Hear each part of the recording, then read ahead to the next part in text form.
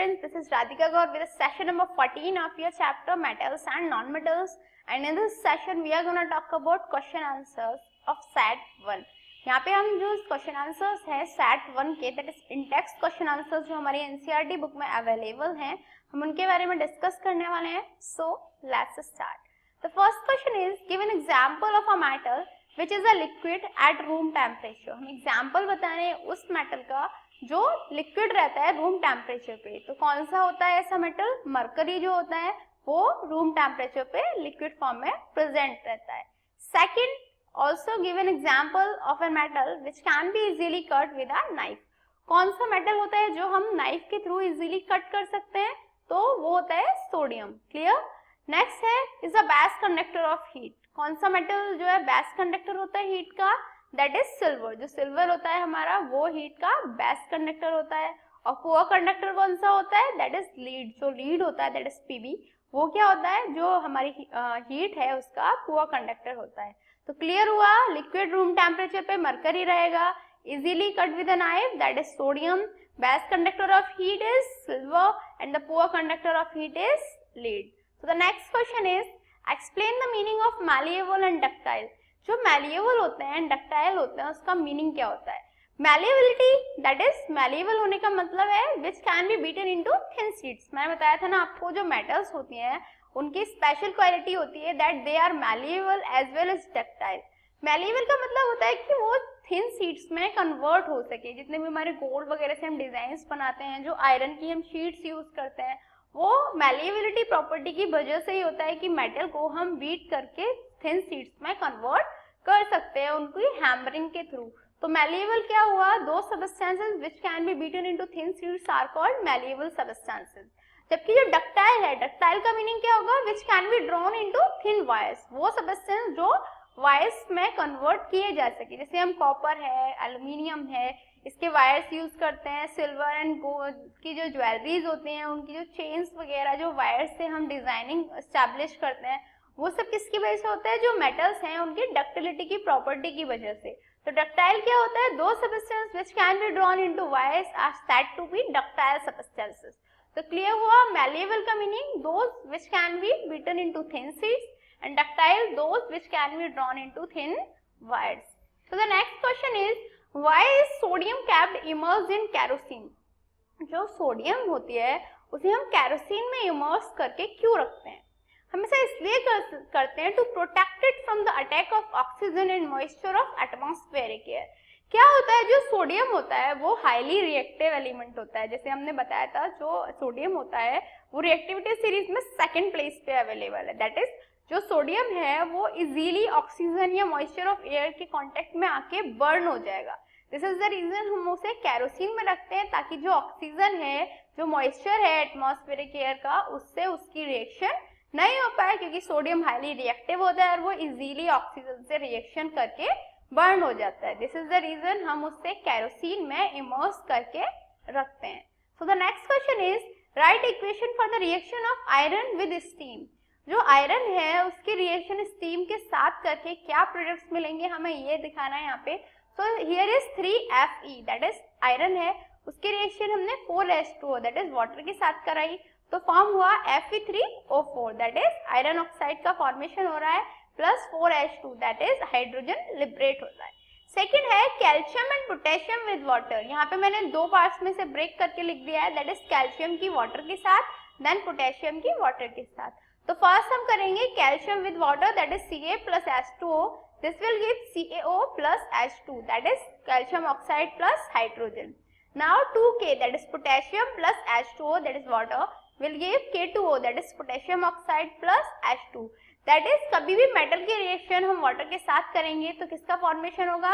H2 gas का और उसकी ऑक्साइड का. तो क्लियर हुआ कैसे हम इक्वेशंस को शो कर सकते हैं.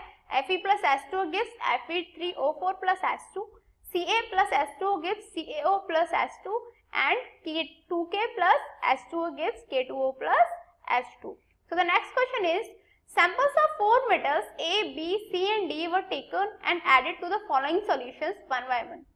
हमने क्या किया हुआ है, A, B, C, D 4 metal हैं, उनके सैंपल्स को लिया और हमने क्या किया, उन्हें जो सॉल्यूशंस हैं उसमें ऐड कर दिया एक one by one. The result obtained have tabulated as follows. जो रिजल्ट है उसे ऐसे किया कि जो A है वो आयरन सल्फेट के साथ नो रिएक्शन कर रहा है, डिस्प्लेसमेंट कर रहा है कॉपर के साथ। जो B है वो आयरन सल्फेट के साथ डिस्प्लेसमेंट शो कर रहा है, कॉपर सल्फेट के साथ कुछ नहीं शो हो रहा, जिंक सल्फेट के साथ रिएक्शन नहीं हो रही। C है वो आयरन सल्फेट के साथ नो रिएक्शन, कॉपर सल्फेट के साथ नो रिएक्शन, जिंक सल्फेट के साथ नो रिएक्शन और सिल्वर नाइट्रेट के साथ भी डिस्प्लेसमेंट रिएक्शन हो रही है। और D है वो यहाँ पे no reaction, no reaction, no reaction and no reaction. तो हमें जो एबव टेबल गिवन है इसके बेसिस पे बताना है which is the most reactive metal. कौन सा मेटल मोस्ट रिएक्टिव होगा? Obviously metal B will be the most reactive. क्यों? क्योंकि वो आयरन को डिस्प्लेस कर पा रहा है। दिस इज द रीजन जो B है वो जो एलिमेंट है B, जो मेटल B है वो सबसे ज्यादा रिएक्टिव होगा।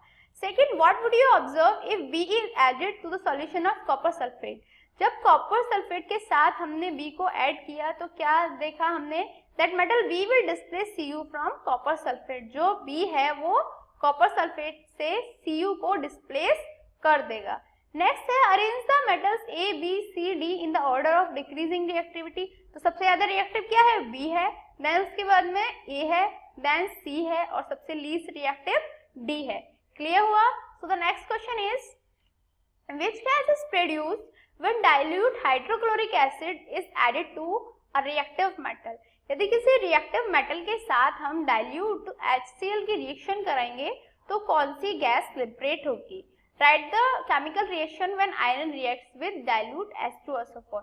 ऑल्सो हमें एक रिएक्शन देनी है जिसमें आयरन जो है वो H2SO4 के साथ में रिएक्शन कर रहा है। तो यहाँ पे आप देख सकते हो जब active metal that is Na की रिएक्शन हमने HCl के साथ कराई तो एक सॉल्ट का फॉर्मेशन हुआ NaCl और साथ में H2 लिबरेट हुई। दैट इज कौन सी गैस प्रोड्यूस होती है? Hydrogen gas is produced when dilute hydrochloric acid is added to reactive metals. Also the next thing जो केमिकल इक्वेशन लिखनी है तो यहाँ पे आयरन की रिएक्शन हमने H2SO4 के साथ कराई तो किसका फॉर्मेशन हुआ? FeSO4 plus H2 that is H2 gas liberate हो गई और फेरस सल्फेट का फॉर्मेशन हो गया। सो the next question is what would you observe when zinc is added to a solution of iron sulfate। जब आयरन सल्फेट के साथ हम जिंक को ऐड करेंगे तो क्या होगा? Iron is deposited on the surface of zinc. जो आयरन होगी वो जिंक के सरफेस पे डिपॉजिट हो जाएगी and the light green colour of ferrous sulphate fades. क्या होगा? जो फेरस सल्फेट है उसका जो लाइट ग्रीन कलर है वो फेड अप हो जाएगा। इसके जो केमिकल रिएक्शंस हैं उसको हम ऐसे लिख सकते हैं that is Fe plus I mean to say Zn plus Fe2SO4 will give ZnSO4 plus the other substances। that is easily जो हमारा ZnSO4 solution है जो बना वो किसकी वजह से बना? जो FeSO4 है वहाँ पे जिंक ने जो आयरन है उसको डिस्प्लेस कर दिया और डिस्प्लेसमेंट रिएक्शन हो गई। तो इससे क्या पता चलता है? That iron is deposited on the surface of zinc and the light green colour of ferrous sulphates fade. जो लाइट ग्रीन कलर है जो फेरस सल्फेट का कलर था वो फेड अप हो जाएगा। सो the next question is right the electron dot structures for sodium, oxygen and magnesium. Sodium, oxygen and magnesium के लिए हमें इलेक्ट्रॉन डॉट स्ट्रक्चर्स बनानी है। तो Na का इलेक्ट्रॉनिक कॉन्फ़िगरेशन होता है 281। दैट इज वैलेंस इलेक्ट्रॉन में 1 इलेक्ट्रॉन होता है दैट इज Na के ऊपर 1 डॉट आएगा। ऑक्सीजन का इलेक्ट्रॉनिक कॉन्फ़िगरेशन होता है 26 दैट इज जो हमारी वैलेंस शेल है उसमें 6 इलेक्ट्रॉन्स अवेलेबल है इसीलिए ऑक्सीजन के अराउंड 6 डॉट्स लग जाएंगे। नेक्स्ट है मैग्नीशियम, उसका इलेक्ट्रॉनिक कॉन्फ़िगरेशन होता है 282 दैट इज उसकी वैलेंस शेल में 2 इलेक्ट्रॉन्स अवेलेबल है इसीलिए Mg के पास भी 2 डॉट्स लग जाएंगे। नेक्स्ट है show the formation of N2O and MgO by transfer of electrons. Electrons के ट्रांसफर के साथ हमें शो करना है कि N2O और MgO का फॉर्मेशन कैसे होता है। तो यहाँ पे फॉर्मेशन ऑफ N2O में आप देख सकते हो Na पे 1 इलेक्ट्रॉन प्रेजेंट होता है, ऑक्सीजन के पास 6 होते हैं और इधर Na जो अदर Na है उस पे भी 1 होगा। एरे का इधर से 1 इलेक्ट्रॉन ऑक्सीजन के पास जाएगा और इधर से भी 1 इलेक्ट्रॉन ऑक्सीजन के पास जाएगा तो क्या फॉर्मेशन हो जाएगा? Na plus O2 minus Na plus that is Na2O। अब आता है फॉर्मेशन ऑफ MgO। Mg पे 2 इलेक्ट्रॉन्स प्रेजेंट होते हैं, ऑक्सीजन पे 6 होते हैं। Mg अपने पेयर ऑफ इलेक्ट्रॉन को दैट इज दोनों इलेक्ट्रॉन्स को O को ट्रांसफर कर देगा तो क्या बन जाएगा? Mg2 plus and O2 minus that is MgO। Next question is what are the ions present in these compounds. जो N2O है और MgO है उनमें आयंस क्या प्रेजेंट है हमें ये बताना है। तो N2O में 2Na+, दो तो Na+ अवेलेबल है और एक O2 नेगेटिव प्रेजेंट है।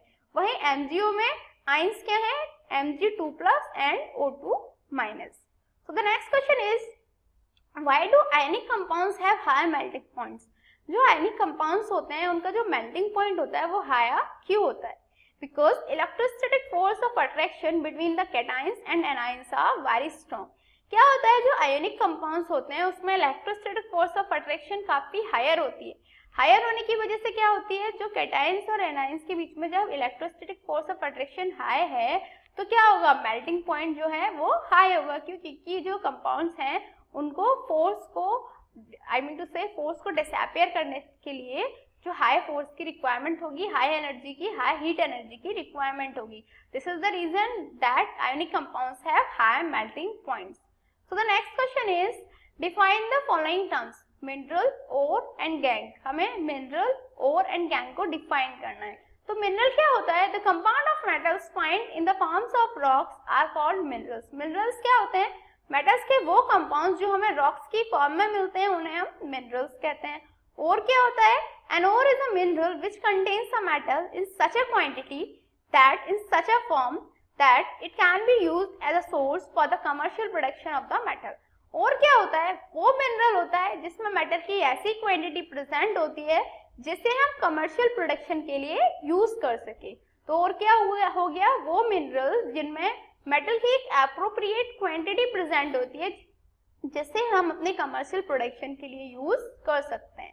And the next question is, the impurity of sand, clay and rocky materials associated with the ore is called gangue।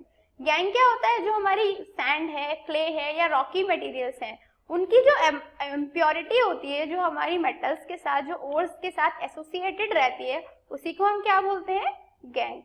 The next question is, name two metals which are found in the nature in free state। हमें दो ऐसे metals के name बताने हैं जो free state में available होते हैं।